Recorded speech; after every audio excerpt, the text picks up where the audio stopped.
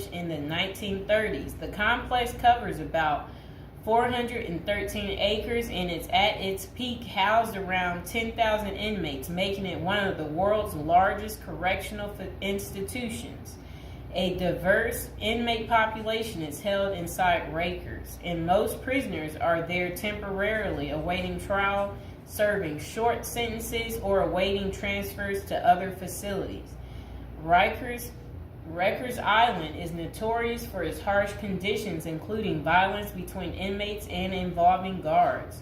Reports of abuse, neglect, and corruption among staff have been frequent. The treatment of inmates with mental health issues has been a particular concern, with critics arguing that the facility is ill-equipped to handle such cases appropriately. Likewise, the treatment of juvenile inmates is a subject of controversy. There have been calls for more appropriate handling in the facilities for young offenders. Numerous lawsuits and human rights investigations have targeted the conditions at Rikers Island, often focusing on issues like solitary confinement, the use of force by guards, and the prolonged detention of inmates awaiting trial.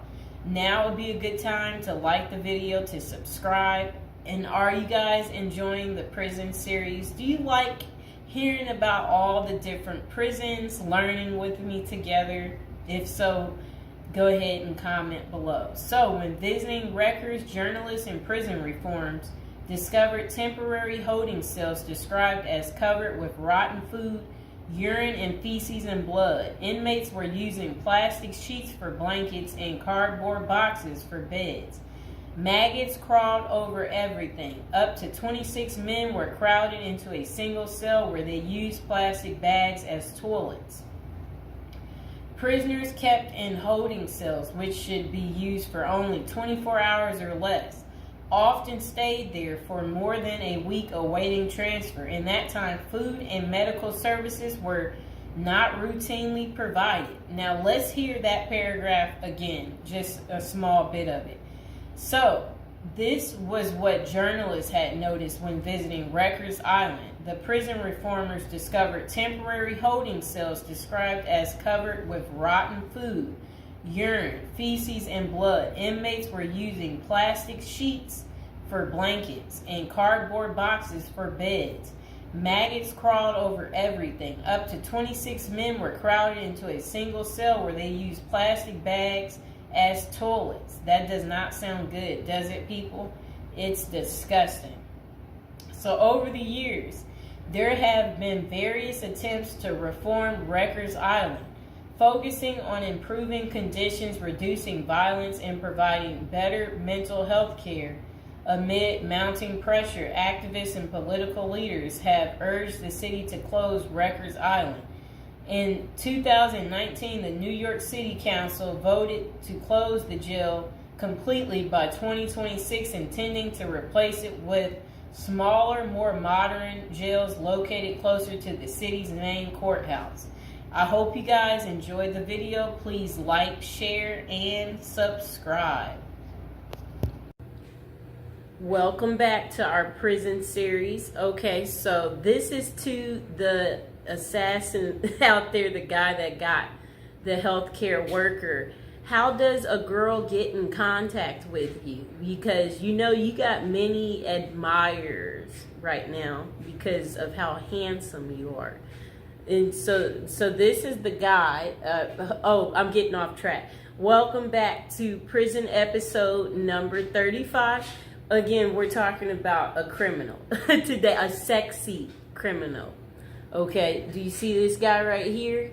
All right, I would much rather be going out on a date with him than this guy right here, okay? Yes, that guy right there, he's not as handsome. The guy that assassinated him is so much more handsome. And it would be like if someone is like, if he's asking you, if you happen to bump into the guy that assassinated, you know, the CEO on the street, and he asks you out on a date, or he's like, hey, could I hide at your place? You know what? He's so handsome that you would just be like, Okay, So what do we really like about this guy? Look, he's young too. He's young. This guy, he's old and he's deceased. Okay, one's alive. That's what we like about that guy, and one's not. Okay, and the deceased stink. If we can be real about this situation, yes. So one is handsome and one is not handsome. Do we need to waste any time there on why you would like to hang out with the guy that, I'm just saying, I'm pretty normal. I know some of you might be afraid to talk about how attractive the guy is that they're in search of. But, if they capture him, what we have to say is this. At least we will be able to write him letters and, we'll be able to keep track of him. But you have to remember, he's single right now. We know that much because, if he was married, then I can only imagine, his wife would just naturally come forward and be like, that's my husband, So we know he's single. So that's good news for us ladies, okay? But, well, let's not fight over the guy, we hope that they get him, because when they get him, then we'll be able to write him, right? And we imagine that he has so many admirers. So one of these guys is a coward and one is not.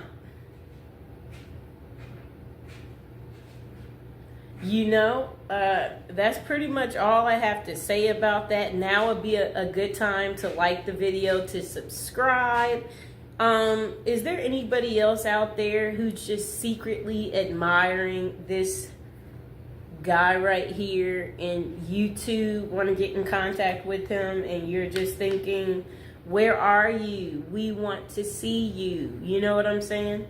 So, or is it just me? Am I tripping? Am I the only one who finds him to be handsome? If you're out there, dude, and you're watching, a lot of people like you, okay? If you didn't know. So please like, share, and subscribe.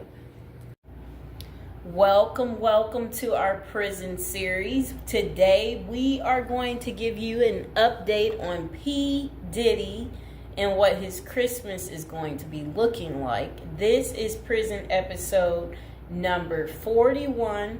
Welcome. If you're new to the channel, don't forget to like the video and don't forget to subscribe. Okay, so Sean Diddy Combs, this will be his first Christmas in jail, and it includes a basketball tournament and a holiday meal. Enough, Mr. Fox. A judge denied Diddy his third attempt at bail following a court hearing, while he awaits a federal XX trafficking trial. Okay, so let's see what else they have to say. So, all right.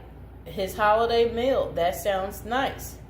Okay, so the I'll Be Missing You singer is spending his time at the Metropolitan Detention Center in Brooklyn as he awaits his May federal trial for alleged racketeering and XX trafficking. Diddy has been behind bars since September. Combs, he's 55 years old and his fellow inmates have the opportunity to participate in a card game, dominoes, soccer, and a 3-on-3 basketball tournament. A spokesperson for MDC Brooklyn confirmed to Fox News Digital. Okay, so Diddy's Thanksgiving meal options in jail include peanut butter and jelly sandwiches after his bail was denied. Okay, so for the holiday meal on Christmas Day, Diddy's menu will feature baked Cornish hen, macaroni and cheese, cranberry sauce, dinner rolls, and a holiday dessert. Just sounds too good, people. However, the lunch option is subject to change. Aren't we excited for Diddy? He's going to be eating so good, okay? So again, for those of you who do care, if you want to write Diddy, again, he is at the Metropolitan Detention Center in Brooklyn, New York. That is where you would be able to write him if that's what you're interested in doing, and whatever you want to say to Diddy. Again, like the video, subscribe. And this will be his second holiday spent behind bars, as he was in jail for Thanksgiving as well. For breakfast, the menu included fruit, cereal, breakfast pastries, and skim milk. Coffee wasn't listed as an option, though it was available earlier that week. So lunch was served as the Thanksgiving meal for Combs and his fellow inmates, with a turkey roast, mashed potatoes and mixed vegetables, cranberry sauce, turkey gravy, dinner rolls, and butter. Assorted holiday pies were available for dessert, and if an inmate needed a meatless option, they could opt for hot and sour tofu. That was what his Thanksgiving was like. Diddy's getting all the good food, right? Do y'all like what he's getting? Are y'all going to be eating this good? Okay, so dinner was simpler, offering peanut butter and jelly sandwiches, potato chips, whole wheat bread, fruit, and a beverage option. Okay. So Diddy also spent his birthday November 4th at the Metropolitan Detention Center this year. Yeah. And for his meals on his big day, breakfast was the same, while lunch had a pasta option and a salad. That does sound kind of good. And dinner provided either chicken or tofu fried rice. Why is he eating this good, people? Why is Diddy eating so good? We don't want Diddy eating like this. We want Diddy to have like butter bread, and then butter bread next to butter bread. and burnt up hot dogs. We want him to have burnt up hot dogs. That's what he should get. We want him to get stale potato salad, and then spoiled rice, right? Like stuff like that. For the homeless guy I talked to the other day, he hated spinach, so maybe that's what they need to give him. Give him some spinach. I don't like beans, so feed Diddy beans. So he can be on the toilet all day, right, people? And again, now would be a good time to like the video, subscribe to my channel.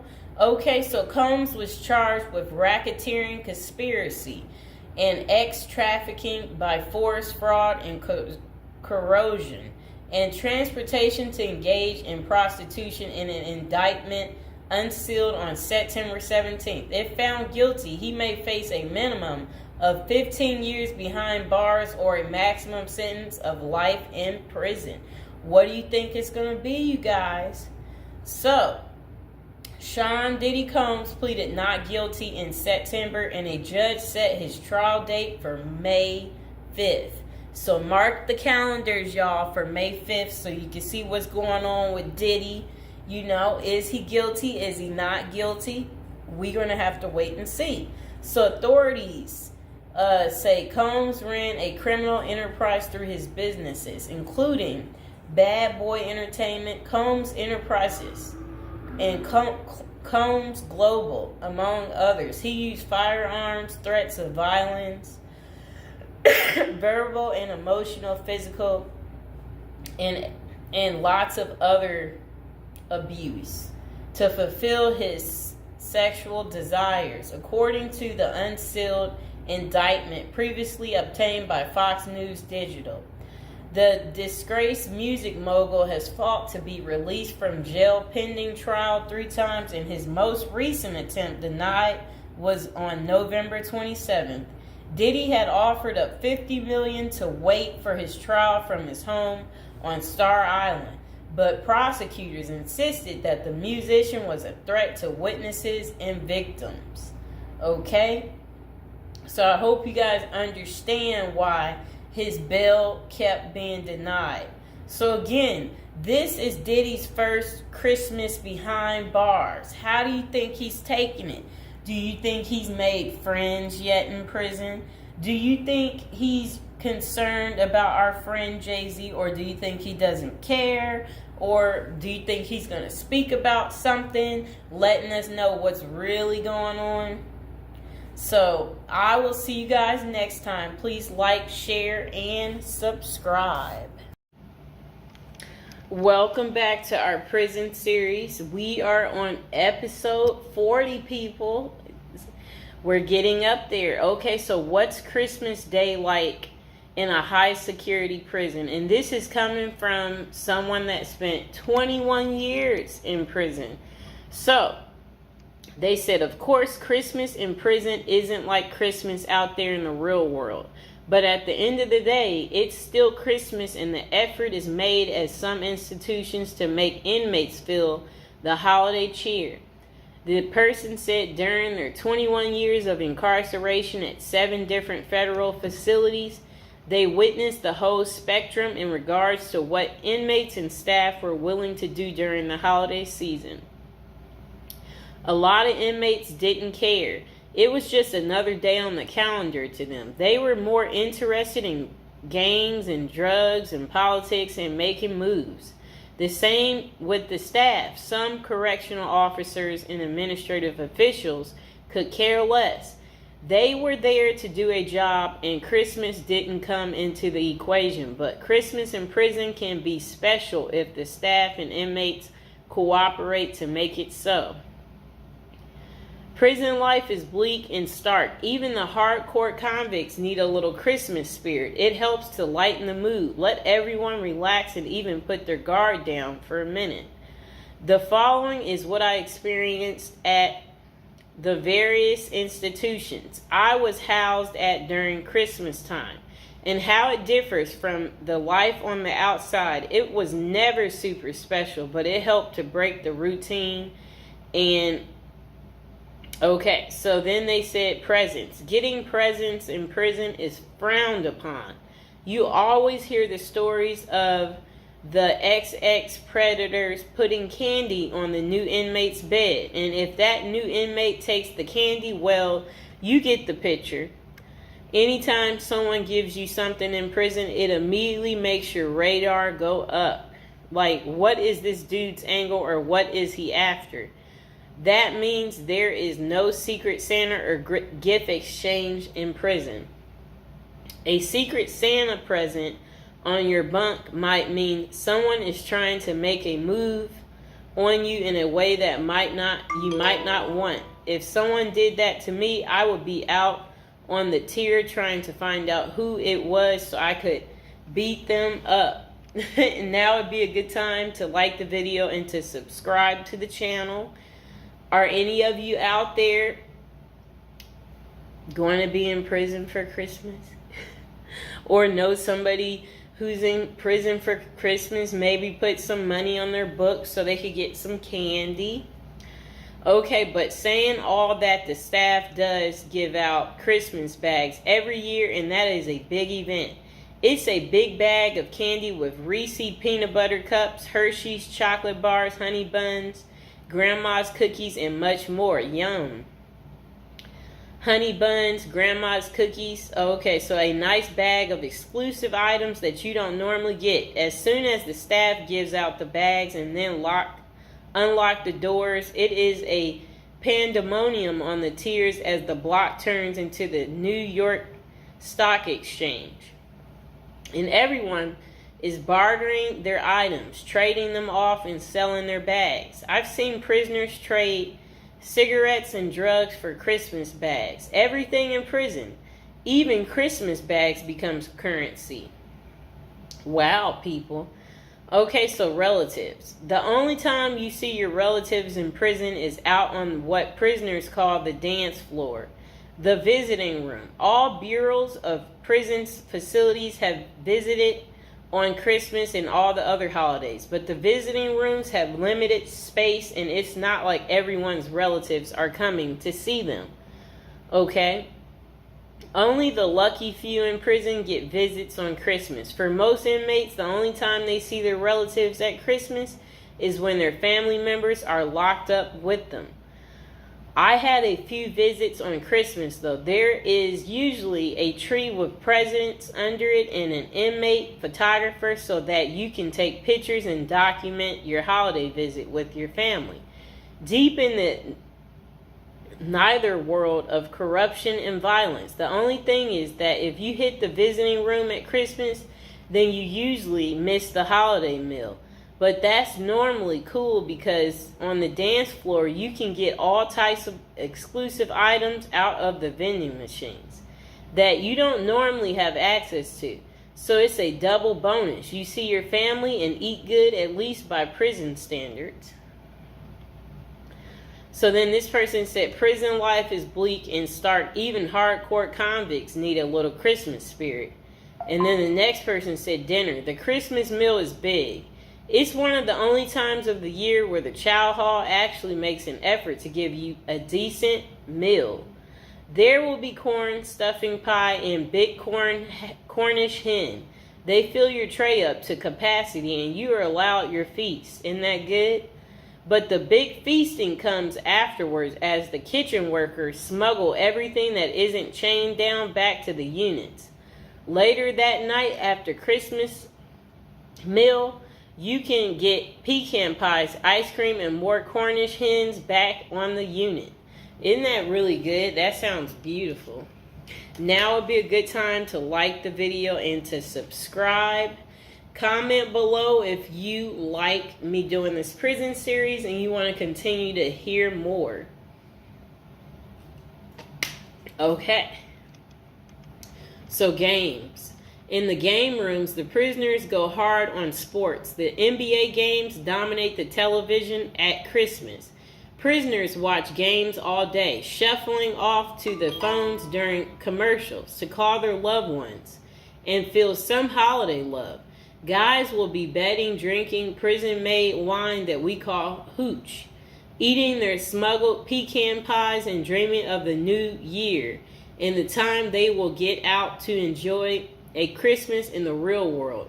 The recreation department also hosts events like bingo card, pool, chess, tournaments, and craft activities. They attempt to go the extra mile for the holiday activities and provide a diversion for inmates missing their family and loved ones during Christmas. Okay, so then they said decorations. Wow. It depends on the counselor and case manager from each unit, and sometimes even the warden for the whole compound. But I've been places where the staff will let you decorate the unit and even encourage you to. At the last prison I was at, FCC Forest City in Arkansas, we put up lights, a cardboard Christmas tree, stockings on a cardboard fireplace, and even a cardboard gingerbread house that inmates made for us. Inmates made paper snowflakes and hung them from the ceilings. Put cutout stars, crosses, and Santa Claus on the walls. It was rather festive unit. My bunkie even made a little cardboard Christmas tree that he put on his locker. He painted it and rigged it up a light. At the top, that looked like a star that shined in our cell brightly. Every night for my last Christmas in prison, it wasn't that bad. And now would be a good time to like the video and to subscribe. That is how Christmas is on prison day. Did you guys like hearing about the story time of what Christmas is like in a high security prison? If so, comment below, and I will see you guys next time. Birthday to you. I wanna say happy birthday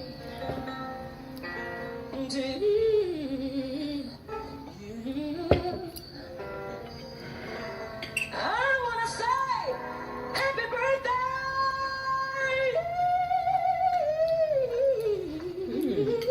It's really good. Mr. Fox, have some of the birthday cake, Mr. Fox. Come here. He's gonna have some cake. Gotta share the cake with the fox. You're welcome, baby.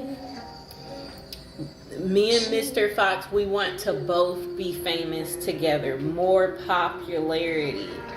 More famous than the previous year. This is our shine year. Hello, I know how old you are now. We don't want nobody to know.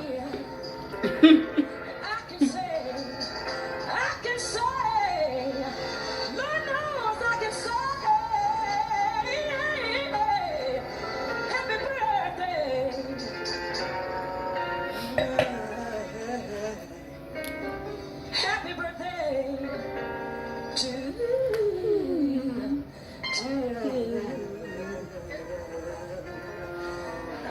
Bye, people. Okay, welcome to episode 29 of our prison series. And today we're going to talk about prison popcorn. It's called Jailhouse Popcorn from Prison Raymond. Okay, come here, Mr. Fox. Jailhouse Popcorn from Prison Raymond adds intrigue to movie night by replacing traditional treats with surprisingly delicious movie snack made of Raymond. But the truly amazing part is the story behind the recipe and the terrifying off-screen drama that occurred during one particular prison movie night. The following story and recipe are excerpt from Prison Raymond. Movie night in prison was usually a big deal. We didn't get to watch any new or R-rated movies, but they did bring a big old projector and showed movies on a huge screen in the chow hall. It kind of made it feel like you were actually at the movies.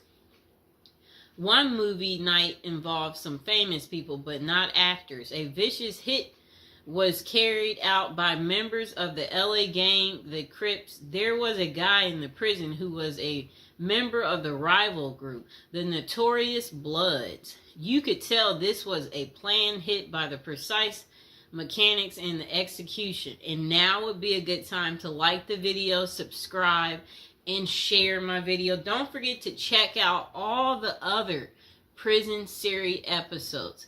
Episodes 1 through 20, and go ahead and check out our newest and our latest episodes too. Now let's get back to it. The projector was set up and the guys were in a pretty good mood, but just as the lights went out, the movie began. The soundtrack kicked in and got loud. That was the cue. Right next to me there was a sudden movement and I saw the guy I knew to be a Crip. But his hand over his blood's mouth was as he simultaneously sliced his neck with one smooth, quick motion. Before the lights came on, the assassin was out of the chow hall, nowhere to be seen. That night, nothing that happened on the screen matched the drama around us. Jailhouse popcorn. Here's the ingredients. 1 pack of chili flavor Raymond. Note, chili flavor Raymond is best for this recipe. Other flavors just don't do it. So Jailhouse popcorn ingredients. 1 pack of chili Raymond flavor. Note, chili Raymond flavor is the best for this recipe. Other flavors, they just don't do it. Okay, so the instructions. Crush the Raymond in the wrapper. So if you got Raymond noodles, you just bang it up, crush it up. Open the wrapper, one end only, and take out the seasoning packet. Take that out. Sprinkle the seasoning into the crushed Raymond. Close the bag and shake it until the seasoning is distributed.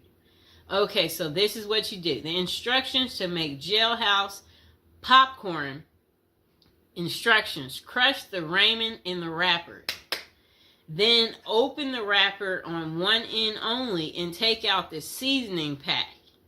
Sprinkle the seasoning onto the crushed Raymond. Close the bag and shake it until the seasoning has distributed throughout all of the Raymond. And that pretty much is how you make Jailhouse popcorn. I hope you guys enjoyed the video. Please like, share, and subscribe. Okay, welcome back. We are on prison episode number 8. So today we'll be talking about how to prepare to go to prison if you know you're going. So prison is all the rage in Hollywood. We've all seen Oz, the Shawshank Redemption, Orange is the New Black, and Con Air. Their creators got some of the facts right, but they don't tell you how to prepare for prison, do they? If you're going to prison, our goal is to help you in your preparation for incarceration journey. So that's what we want to talk about to help you out. And if you're interested in learning more about prison life and how to prepare, they said online they have a copy of a book. It's like a little pamphlet, Federal Prison Handbook. And if you guys really need it, go ahead and comment below, and while you're thinking about it, subscribe. And I should be able to include some type of link below to hopefully help you. I hope I don't forget to put it down below. Or consider hiring Zukis Consulting Group to assist you in preparing for going to prison. Whether you will serve 6 months or 6 years, the tips discussed below will help you prepare for your time in prison. You can also book a free initial consultation to speak with a prison preparation coach today. For those with little experience with the criminal justice system, the notion of time behind bars can feel overwhelming. It can feel as though there is nowhere to turn, and any information you read online seems to contradict other information you've seen. We've included useful basic information below on preparing for prison to cut through all the misinformation. So they had created, it looks like a table of contents. So I'll read the table of contents. How to prepare for prison. Going to prison. Steps to successfully prepare for prison. Learn about federal prison. Federal prison facilities. Minimum security prisons. Federal prison camps. Low security prisons. Medium security prisons. High security prisons. United States Penitentiary. USPS, Administrative Security Prison. Research your Pacific Prison. Arrival and personal property. Money in prison. Communication in prison. Get in good physical shape. Get your affairs in order. Preparing your family for incarceration. Appointing a power of attorney. Designating your point of contact. Resolving your medical and dental issues, creating a list of contact details, authoritative information about going to prison, life in federal prison, stay out of prison politics, keep yourself busy, find purpose, stay clean, avoid discussing your charges, learn the rules, be polite and respectful. Have a good attitude. Don't struggle with how to prepare for going to prison. We're here to help. If only Diddy had this. Okay, so now let's get into how to prepare for prison. It's essential to prepare in advance if you have been convicted or pleaded guilty to a criminal offense and are waiting for sentencing. According to the United States Sentencing Commission, the average federal prison sentence imposed is approximately 147 months. That's a lot. Less than 20% of offenders serve a prison term below 5 years. This means no matter the nature of your offense, your confinement to federal prison will likely disrupt your normal life for a minimum of a couple of years. Essentially, adequate prison preparation eases the transition to your new life behind bars. It might not take away the hard realities that follow losing your freedom, but knowing what to expect and how to navigate your life inside the prison can be the difference between a smooth transition and a turbulent offset. Losing your freedom is hard enough, especially for your emotional and psychological well-being. Thus, managing any preventable hardships or mishaps can go a long way in promoting your mental health while serving your sentence. At Zeus Consulting Group, we help potential federal prisoners prepare for their incarceration by equipping them with information to navigate their life behind bars.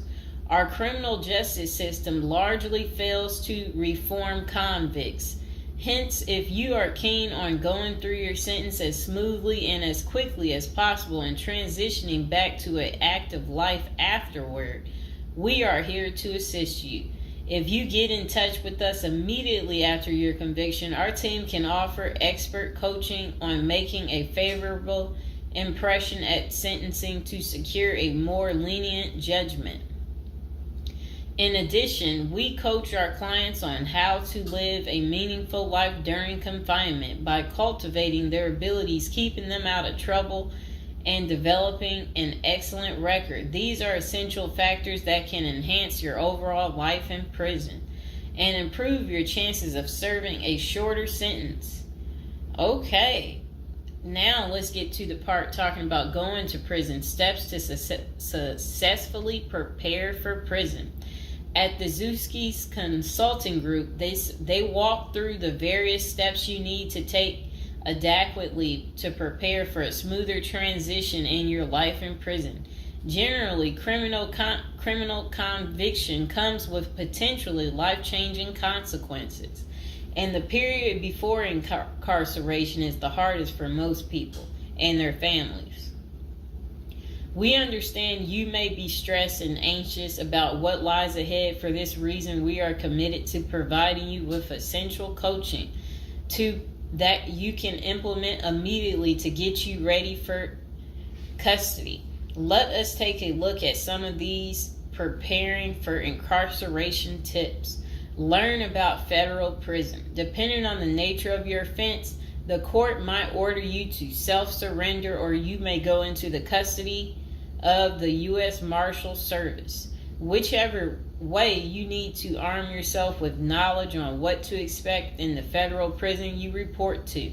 This means reading quality prison preparation books and speaking with a knowledgeable advisor who has ideally done substantial prison time in the system where you will be incarcerated and at the same security level. So if you know someone who has served as much time for you as the same charge that you have, that's the mentor you should be talking to and linking up with to learn more about what prison life might be like. Okay, so it says the Federal Prison Handbook, the definitive guide to surviving the Federal Bureau of Prison, is the best book for this. We tell it like it is and do not offer false promises to scare you into opening up your checkbooks. Take this step seriously. You must build an informational foundation to make good decisions in prison. Federal prison facilities. There are over 100 federal prisons across the nation, and they operate at 5 different security levels: minimum, low, medium, high, and administrative. The security levels are determined by features such as security barriers, presence of external patrols, detection devices, guard towers, type of inmate housing, cell or dormitory, staff to inmate ratio, internal security measures. Below is a rundown of the features of each of the security levels. Okay, so it says minimum security prisons, federal prison camps. Dormitory housing, low staff to inmate ratio, limited or no perimeter fencing, work and program oriented. Prisoners with less than 10 years remaining plus minimum violence history. Okay, so that was for minimum security prisons, which is federal prison camps. Okay, so low security prisons mostly is dormitory or cubicle housing, higher staff to inmate ratio compared to minimum security prisons, double fenced perimeter, strong work and program offerings. Prisoners with less than 20 years is what low security consists of.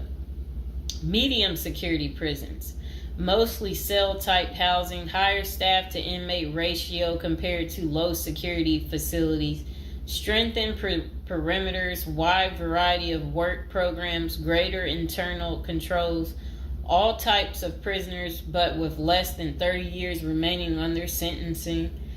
So the minimum is for, again, people who didn't commit, the worst of the worst. And then low security, same thing, less than 20 years. Well, they're not the same thing, but And then medium means like you're going to be there a while, but you'll be there less than 30 years. Okay. High security. Oh, okay. Is United States Penitentiary, USPS, single and multiple occupant cell housing. Highest staff to inmate ratio, highly secure perimeters, close control of inmate movement, all types of prisoners, but sex offenders and informants are highly likely to be victimized. Administrative security prisons. Administrative security federal prisons have special missions. For example, pre-trial offender detention, treatment of seriously or chronically ill offenders, confinement of escape-prone, violent, or extremely dangerous inmates. So that's administrative security prisons. So, all right. Okay, so administrative facilities include federal medical centers, federal detention centers, the federal transfer centers, and others. Please see our Administrative Security Federal Prisons page for more information about these institutions. Operations and privileges such as leisure time vary widely at each security level.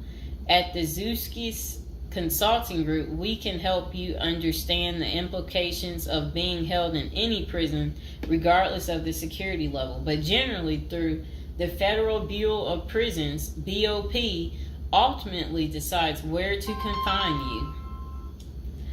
Your attorney may request your designation to a facility that best fits your needs. Okay, just a moment.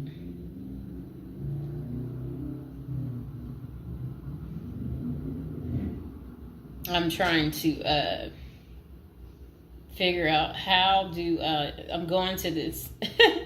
Let's see.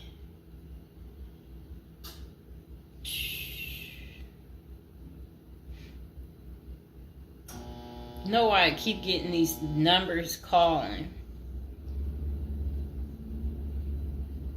Okay, back to where we were.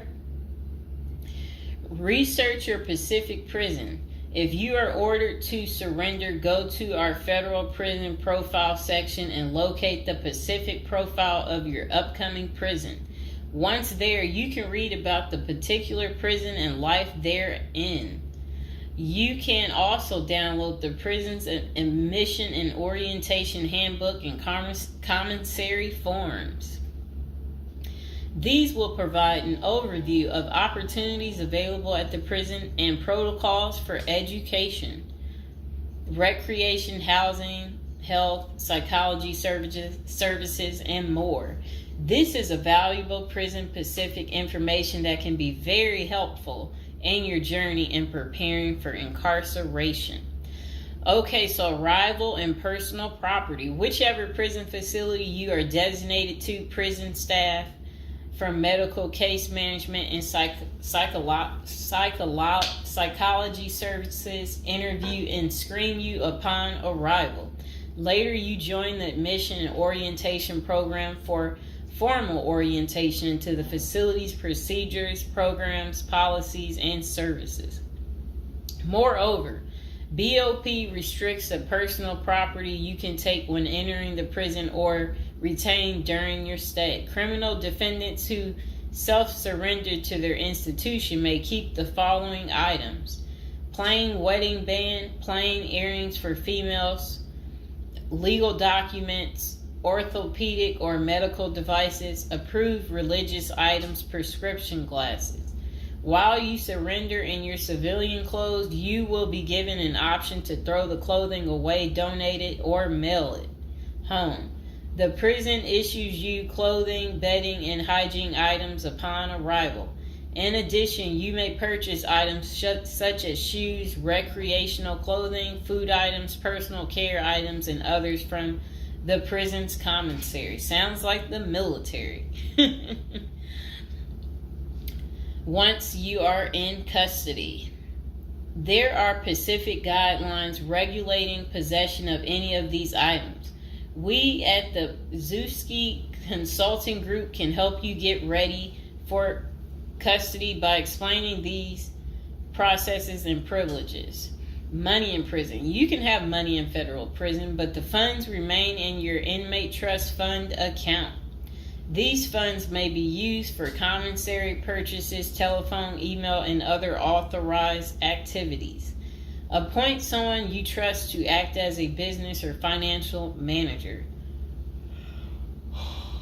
Your spouse or attorney or close friend, you may want to give this person power of attorney and arrange for the bank to allow them to make withdrawals from your account.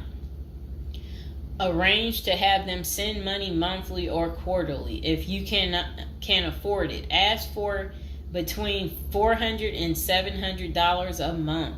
This will allow you to spend $360 at the commissary each month. Use a maximum of 300 minutes of phone calls each month. Purchase MP3 player songs and use the BOP's inmate email system. This investment will make your prison time go by faster. It's worth the expenses if you and your family can afford it.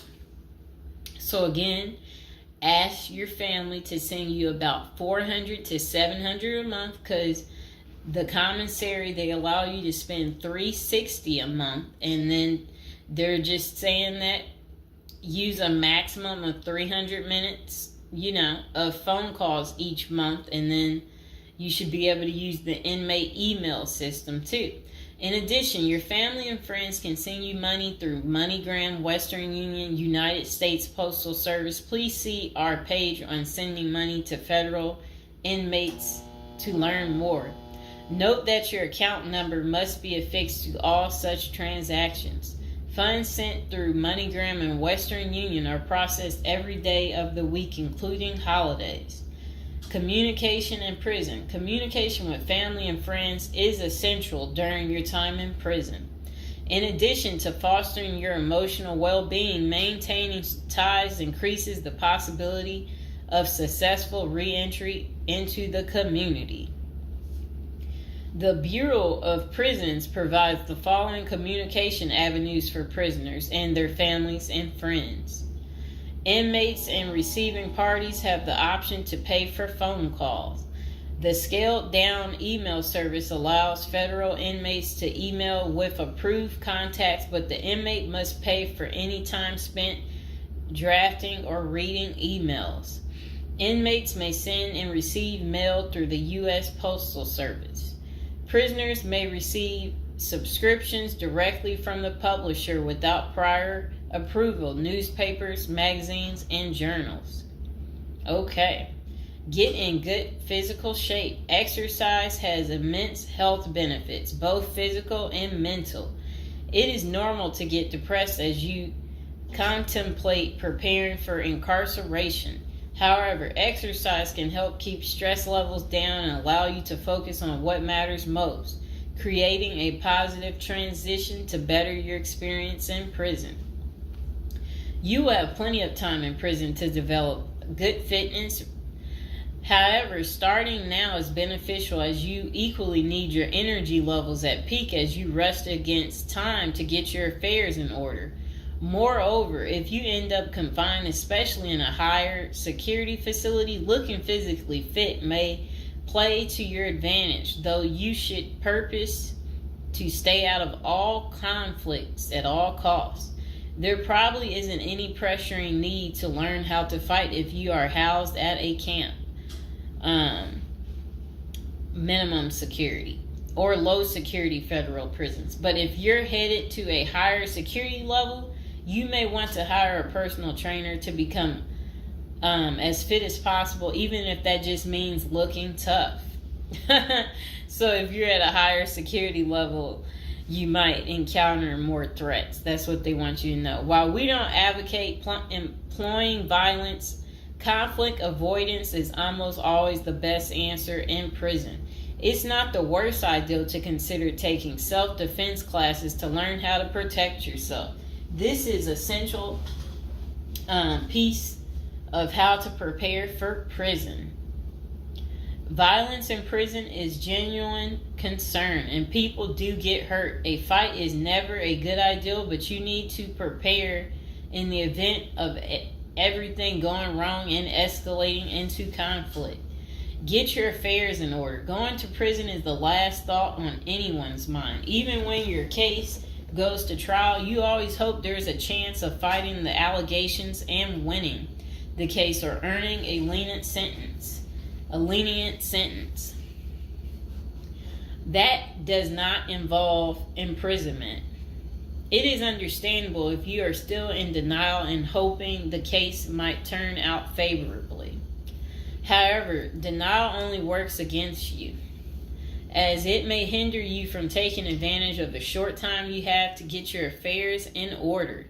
Before losing your freedom, even if there is a slight chance of getting a lenient sentence, preparing for prison is essential if things don't go as expected.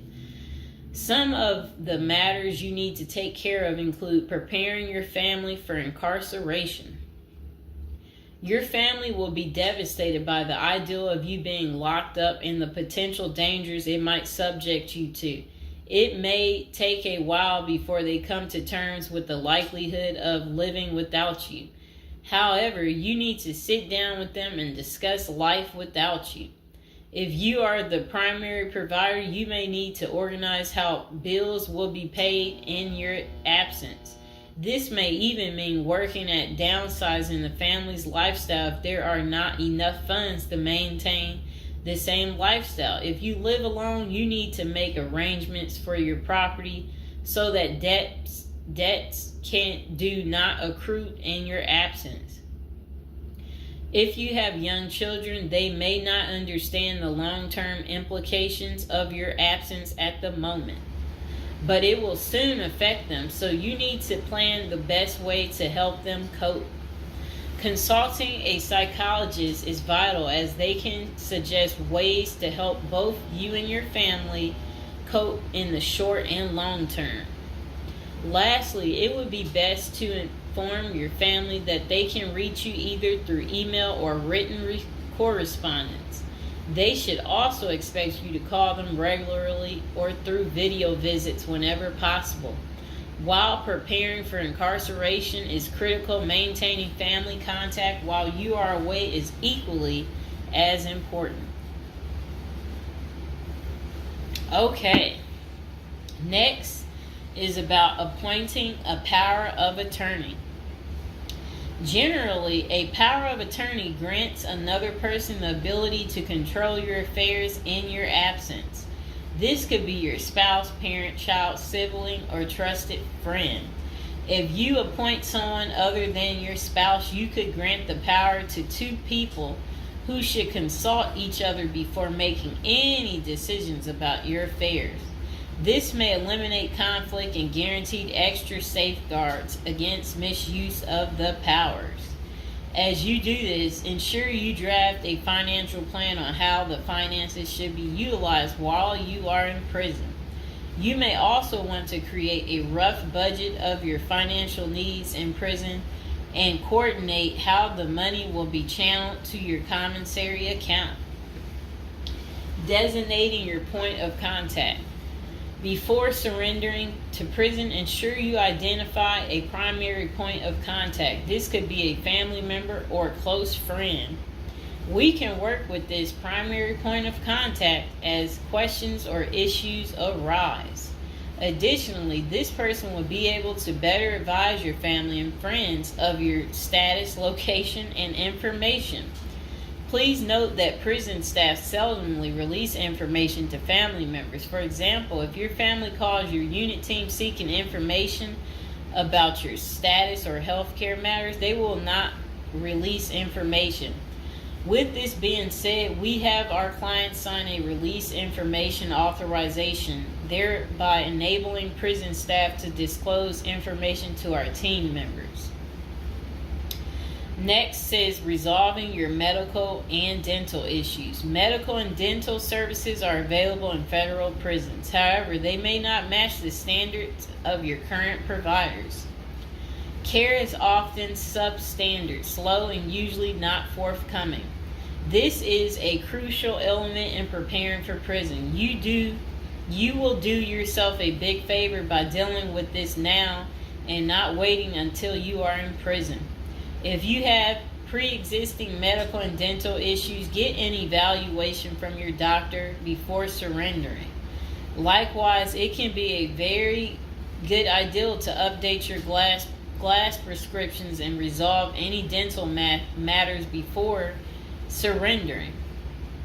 It can also be helpful to obtain complete copy of your medical records from your doctor. If you take any prescription medications, ask your doctor to draft a letter explaining what the medications are,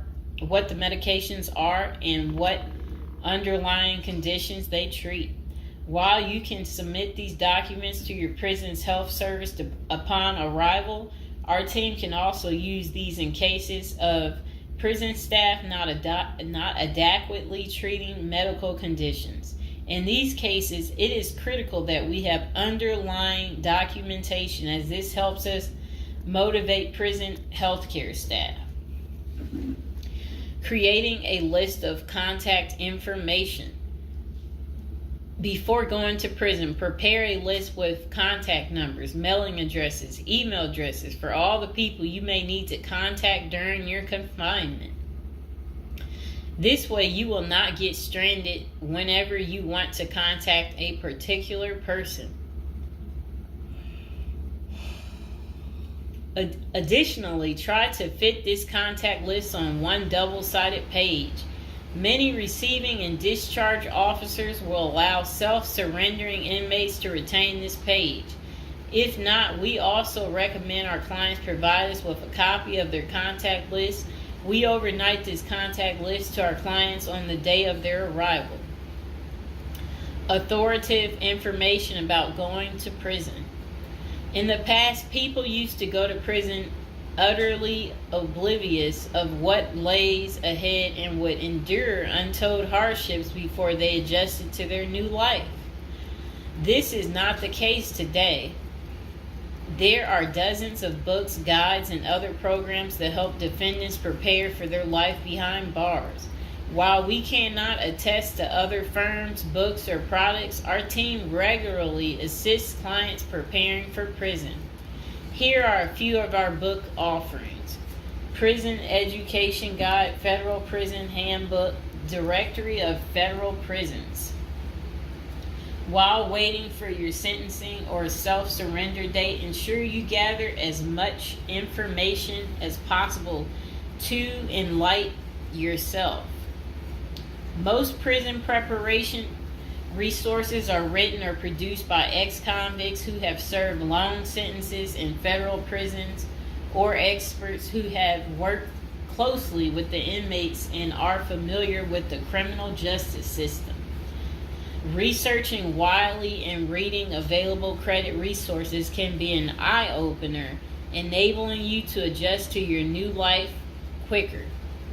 Aside from reading prison preparation books and guides, you may also seek out prison consultants to answer your questions and provide insights on the ins and outs of prison. For instance, at Zeus Consulting Group, we help criminal defendants develop strategies to prepare for prison and successfully reintegrate into society. Our objective is to help you develop an informational foundation to make good decisions once in custody. Life in federal prison.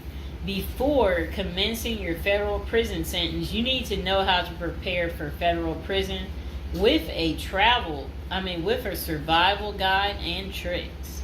Assuming you have gathered as much information as possible about what your life in prison will be like, here are some tips to enhance your experience. Stay out of prison politics. You do not have the liberty to choose your neighbors in prison. You meet people from different backgrounds, some possessing extreme opposite personalities, ideologies, and outlooks on life. Despite the sharp differences, you may have to share the same facility for years. In ideal circumstances, people should embrace diversity, but not so in prison. Conflict of interest and prison politics are the order of the day. However, it helps by maintaining a low profile throughout your stay. Otherwise, if you indulge in politics and things turn ugly, it may compromise your chances of coming out unscathed. Keep yourself busy. Federal prisons require medically able inmates to work. As soon as you arrive, ensure you find a job that you will enjoy. If you don't obtain a job on your own, prison officials will assign you a work detail. We advise our clients against this approach since it often means working long hours in the kitchen. Some examples of the positions you may want to consider include plumber, inmate orderly, food service, warehouse, groundskeeper, painters, while some of these prison jobs require long hours. Others are no-show jobs where you sign your name on a sheet and leave.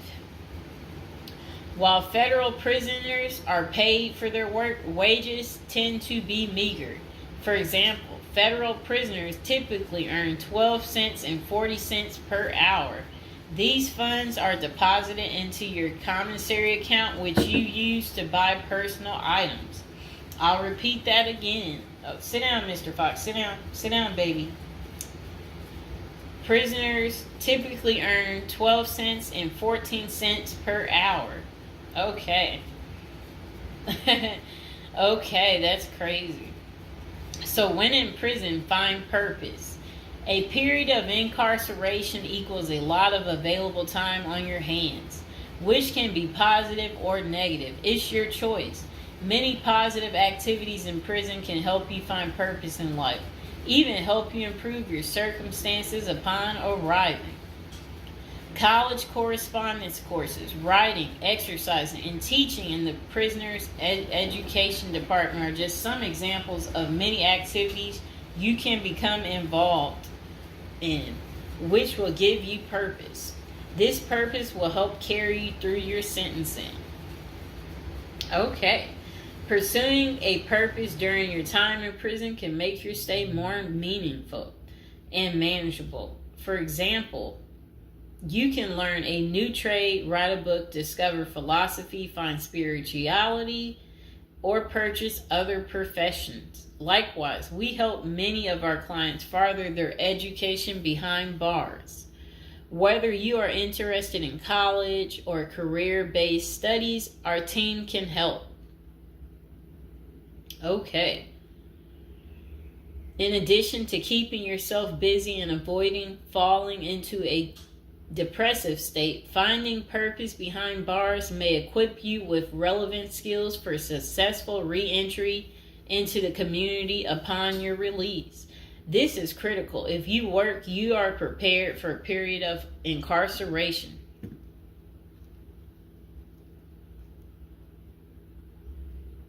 So, yes, that's very critical. Thinking through potential activities is a critical step in figuring out how to prepare yourself for jail. How you find purpose is up to you. One of our clients, a doctor before his incarceration, spent his time helping those who need physical therapy. Find something that works for you. It is a good idea to put a plan in place so you can focus on the day of release from the time you enter. Avoid discussing your charges. When first entering prison, many inmates receive the prison 411, Other inmates want to know who you are, your criminal charges, your sentencing, and other relevant information. Whether someone tries to bully this information out of you or a friend in prison asks, do not fall into the temptation to disclose your case details.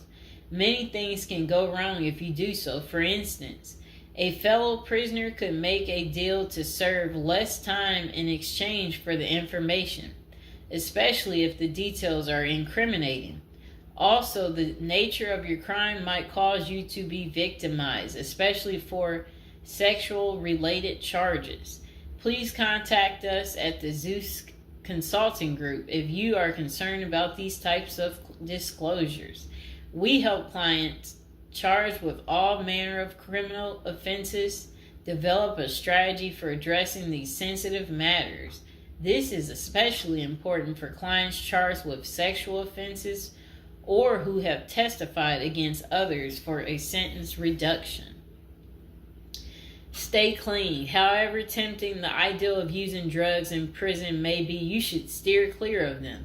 This is a key area for in-prison conflict among fellow inmates. Likewise, inmates caught drinking alcohol or using drugs are often severely sanctioned. While this can be an appealing avoidance avenue, especially when struggling with depression, this is not the answer.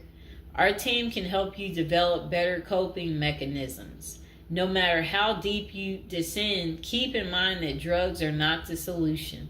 If anything, they are likely to aggravate your mental condition. Always remember there are far better coping methods such as remaining physically active, finding purpose, keeping in touch with family and friends, if possible, and seeking professional counseling.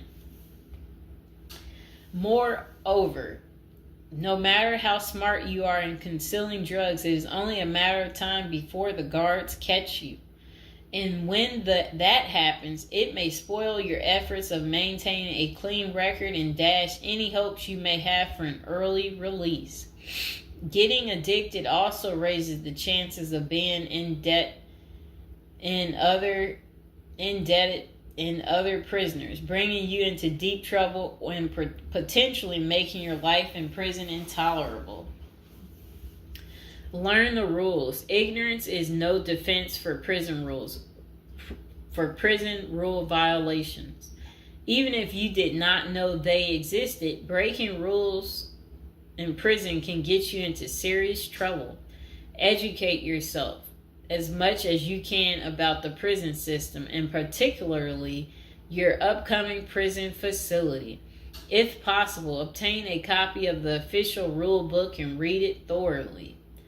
And note, the team at the Zeus Consulting Group regularly defends clients in prison disciplinary hearings. Our team can research the underlying incident, draft a statement for you to issue to the disciplinary and manage all internal appeals challenging a conviction. Then it says, be polite and respectful. Prison staff is often overworked and inmates tend to be depressed or otherwise dealing with personal issues. Since serving time in prison is often unpleasant, practicing active conflict resolution techniques is important. Tempers are likely to flare quickly, and you do not want to step on anyone's toes. As a general rule, being polite and respectful is the best way to survive in prison, while reducing headaches and other interpersonal conflicts. Even when a staff member is unreasonably demanding, avoid engaging in actions that might make them feel challenged. Being polite and respectful can go a long way to making your time more manageable. Next thing is to have the right attitude. The moment you enter prison, your life takes a turn. You might lose friends, family outside of prison. Even those you did not expect to abandon you may just do that.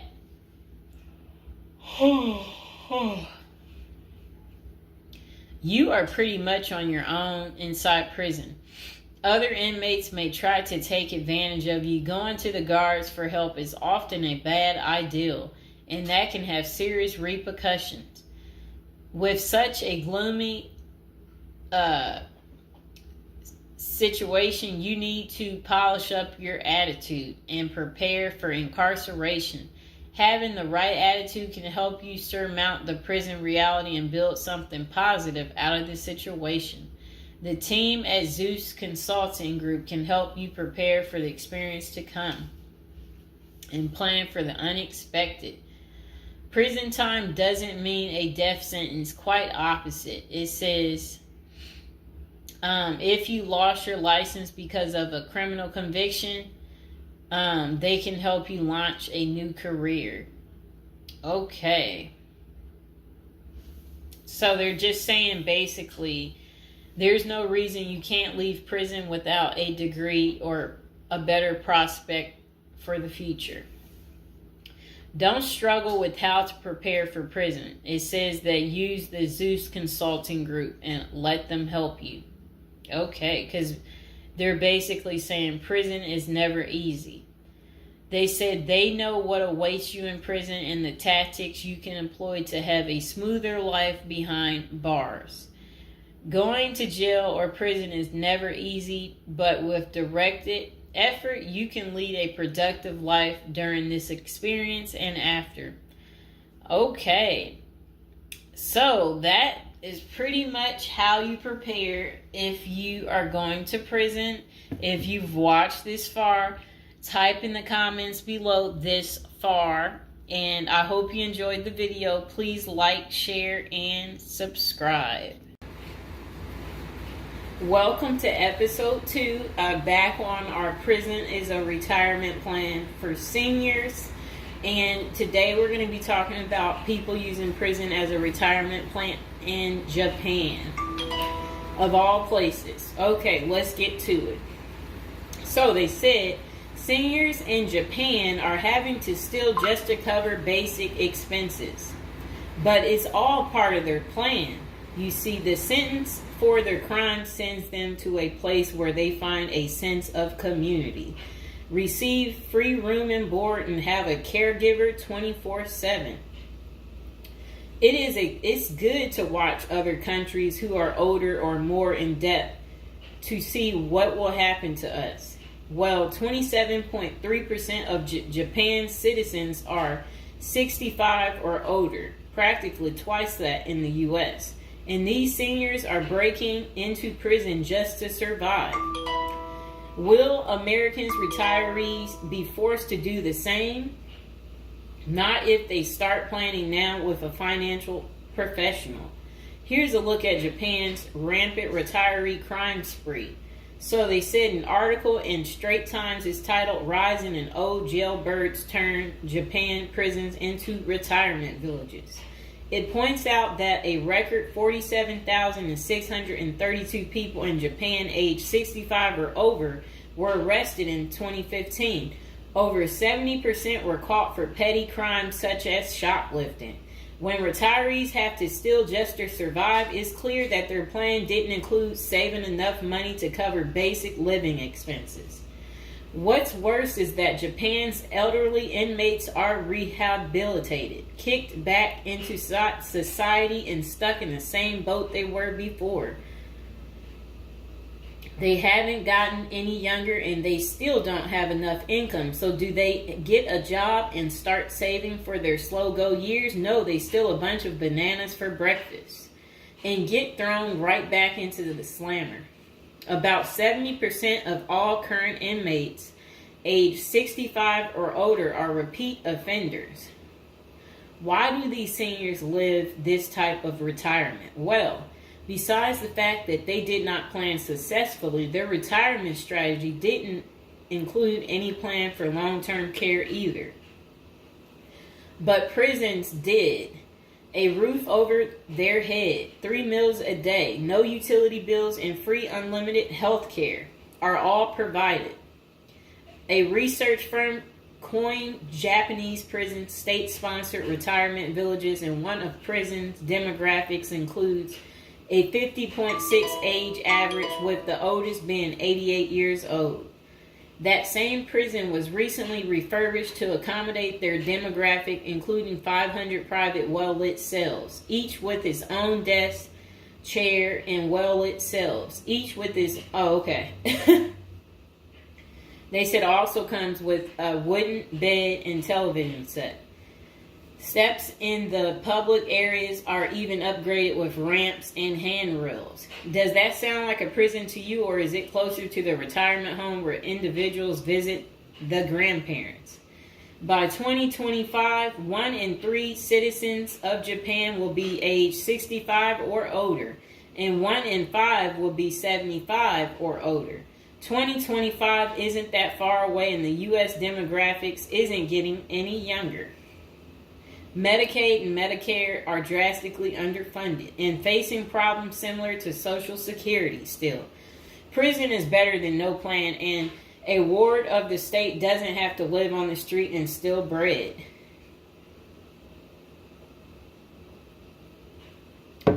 Okay, so that was pretty much the end of that.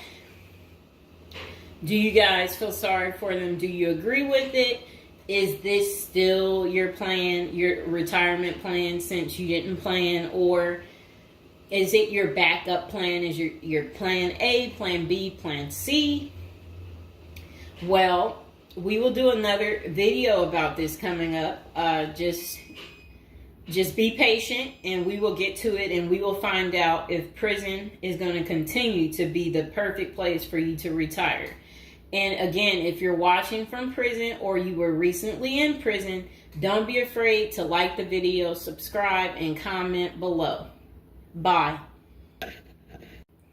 Hello, welcome to our first episode. We're going to do a little storytelling about, prison, different subjects every day. Okay. So now we're going to be talking about people using prison as a retirement plan. It's a little odd, right?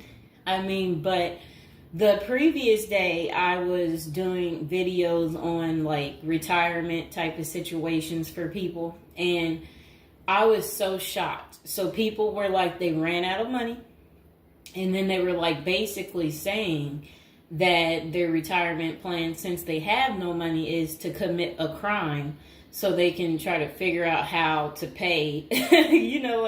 So because they said they can't keep paying anymore because basically they don't have enough money and they didn't make the right choices when they were younger. Okay, so let's get into people's opinions online talking about prison as a retirement plan. Okay, so this person said, hypothetically speaking, of course. That said, I think prison as a retirement plan might be sound.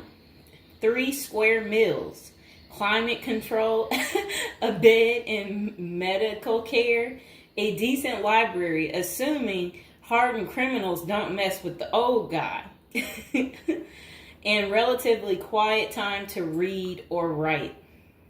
Interesting. I think you could shop prison systems like you would a retirement home and commit the crime in the appropriate manner. Then this person said, help me understand how prison would be worse than a retirement home or sitting in front of a TV. And they're trying to say, yeah, prison doesn't have the cost. And here's Mr. Fox making his appearance like he usually does. You no longer have to pay taxes or have any costs associated with retirement. You can be completely reckless and not save up money to support yourself in old age, and you can enjoy life now. If you are lucky, you can work in the hobby shop all day making license plates. You can be terrible at that and still get food. You don't have to listen to an old lady nag every day. Before you argue that you won't be able to visit your kids, how many old people wait hopelessly for visits that never come? Card games in the yard, puzzles, crafts. You might even be able to paint or play music. I bet you could even find a personal trainer to keep your fitness up. There is always the outside chance you can get away with the crime and extend your reckless spending until you finally get caught. This could be the Gen X answer to the Social Security crash. Oh, I like what they're saying because, they try to say Social Security will be gone for us once we reach a certain age. And I believe them. Because plus, we constantly hear about them talking about they're going to get rid of Social Security. So, might be true.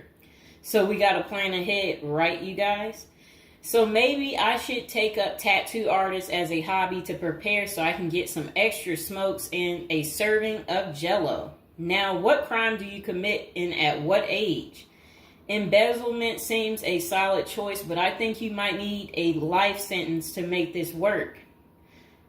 And then it says that it would be messed up to get kicked out of prison. Seriously, not serious.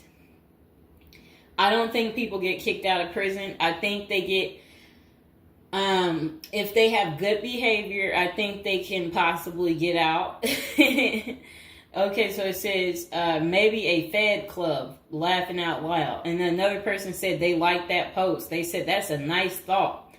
Then the other person said, what do you mean? That would be a problem for me because it's a lack of freedom and privacy. And the next person said crazy but interesting concept.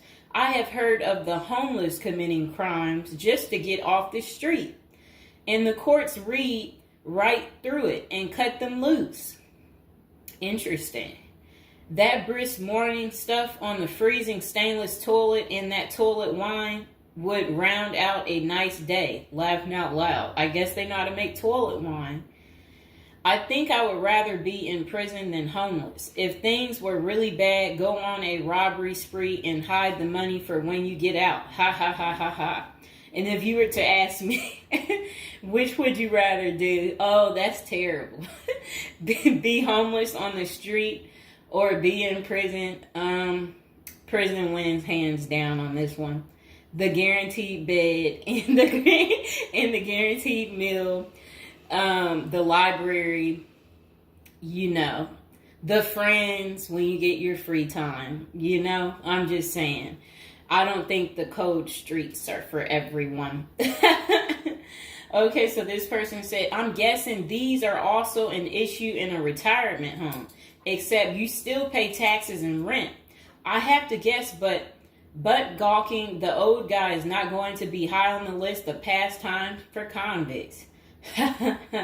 Spider is so, wow. I don't think we want to say that. Okay, so this person is talking about people being taken advantage of in prison. So we will skip that part because the way they wrote it was inappropriate.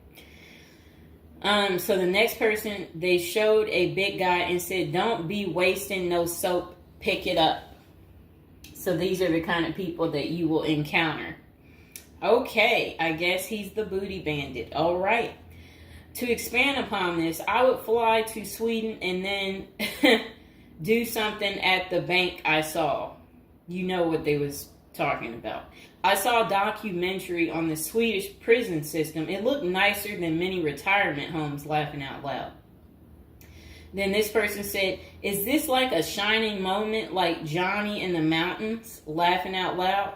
This person said, I'd retire to a dirt cheap third world location before intentionally going to prison. This person said, I was just thinking that maybe I could piece together a few of my old friends and we could have a crew. Then we all go in together. Book club, card games, and coffee every morning. The crime is going to have to be digital because I'm not thinking in my old age I will be agile enough to carry a lot of loot. And then this person said, isn't that tax evasion, white collar crimes, and a pot grower? Heard they have a sweat lodge and tennis courts. I don't know where they have that. Okay, so we had another person talk about how much they love women. So yeah, they said they don't intend on going. Okay, just a moment. I'm gonna get my water.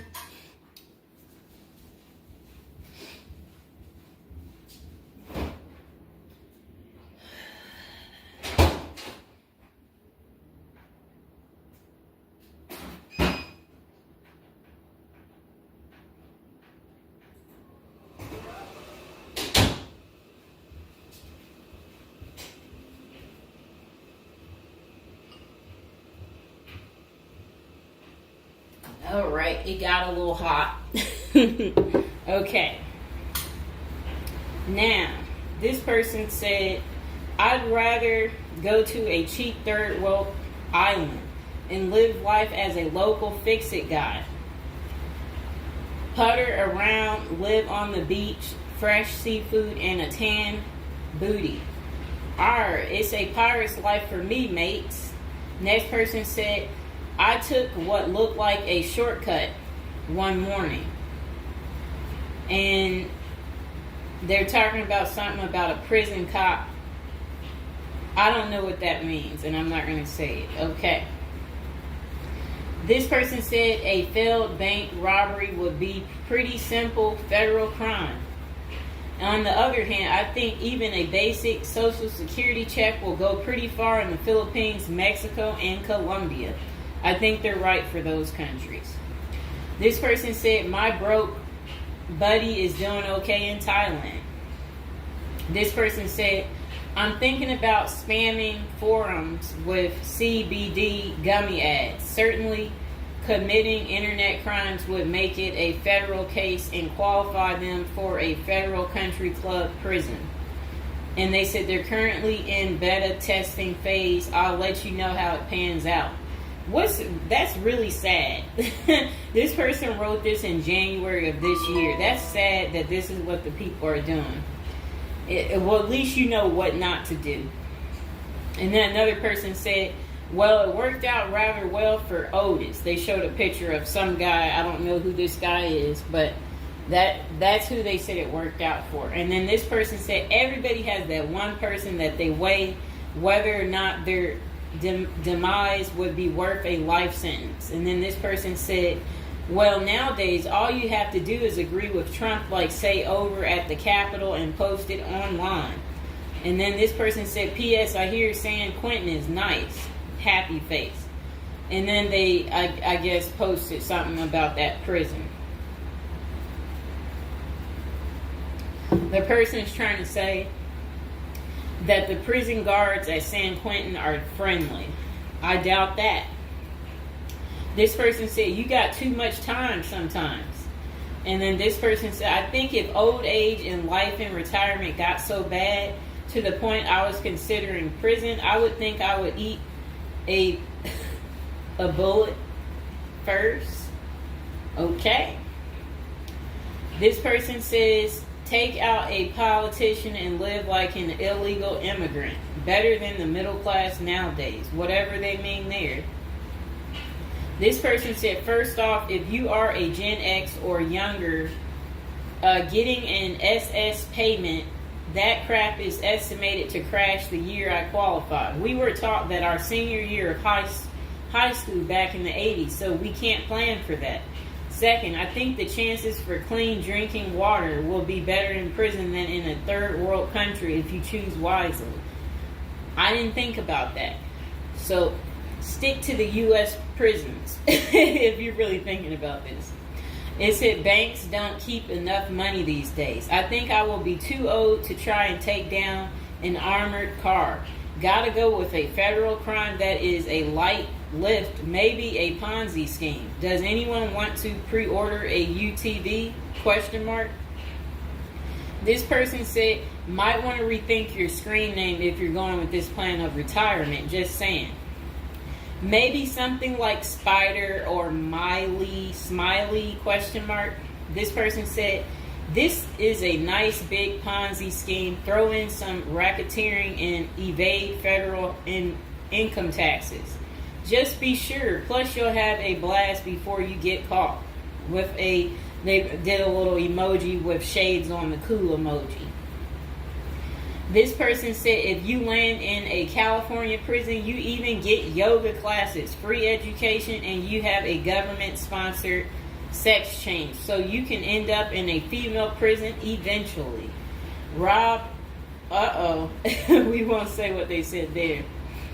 Oh, wow. That's really sad what they put. You already know what they said if I stopped right there. Okay, hold on. The next person said, you're going to want federal minimum security.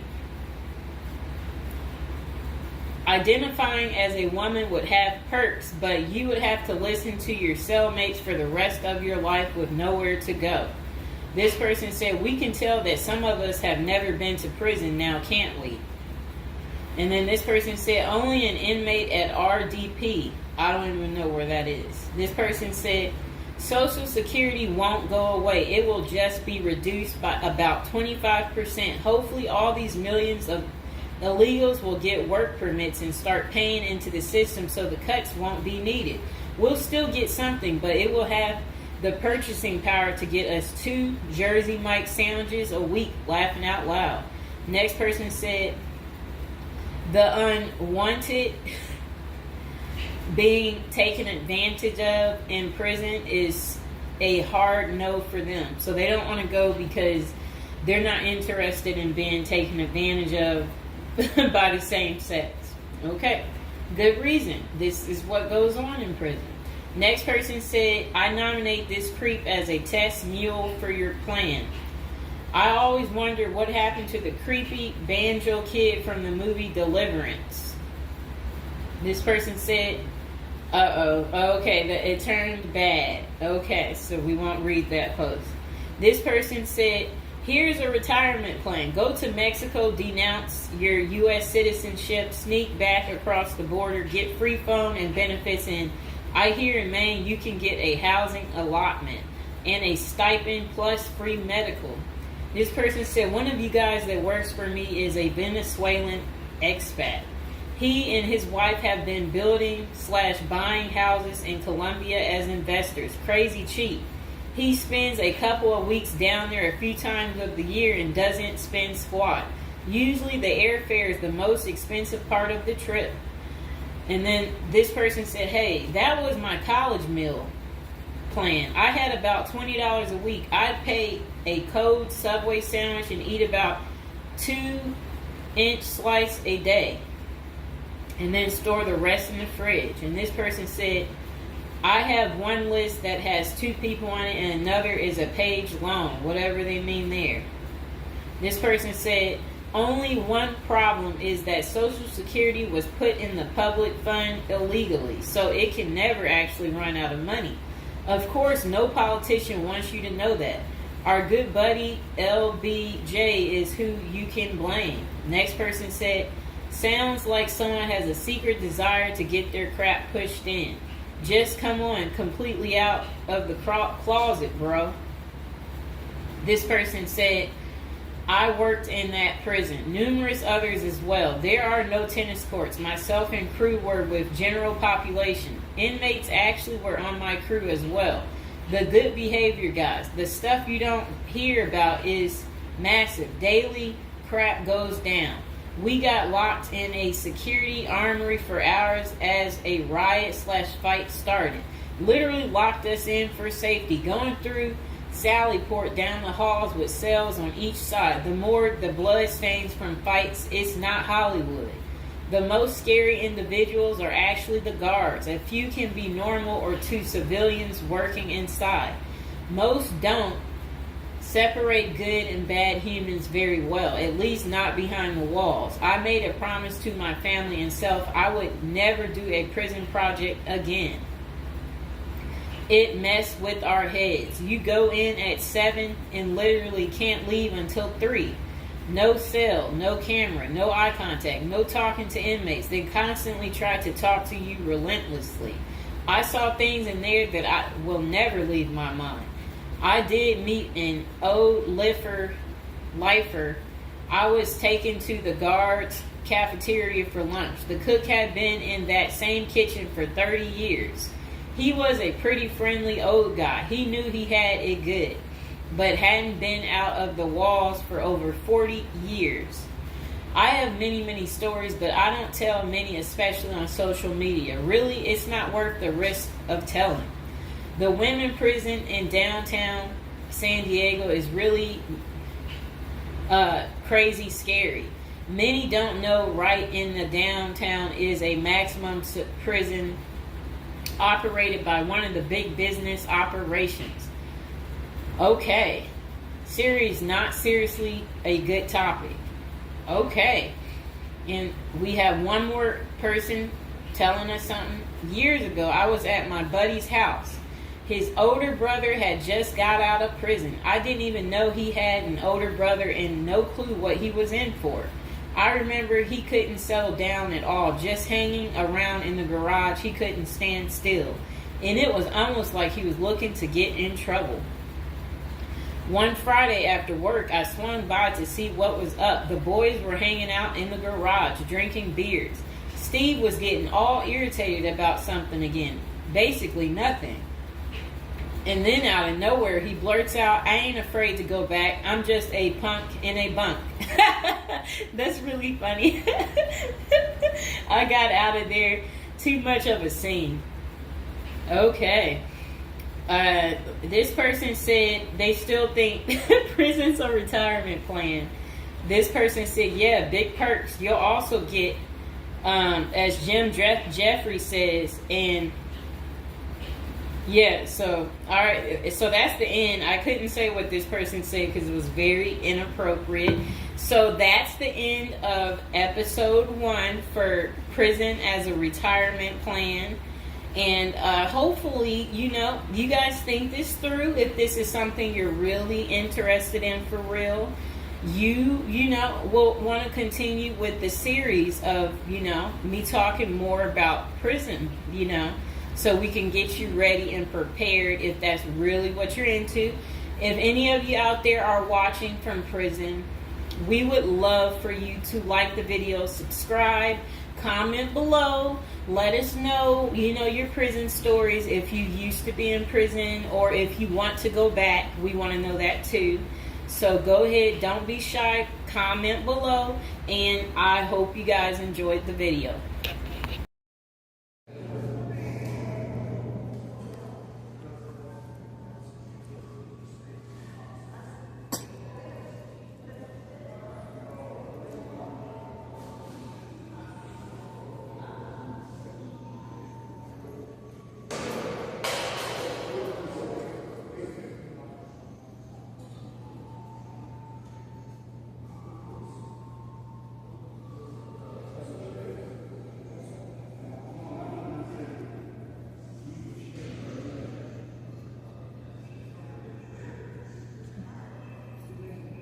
The hand.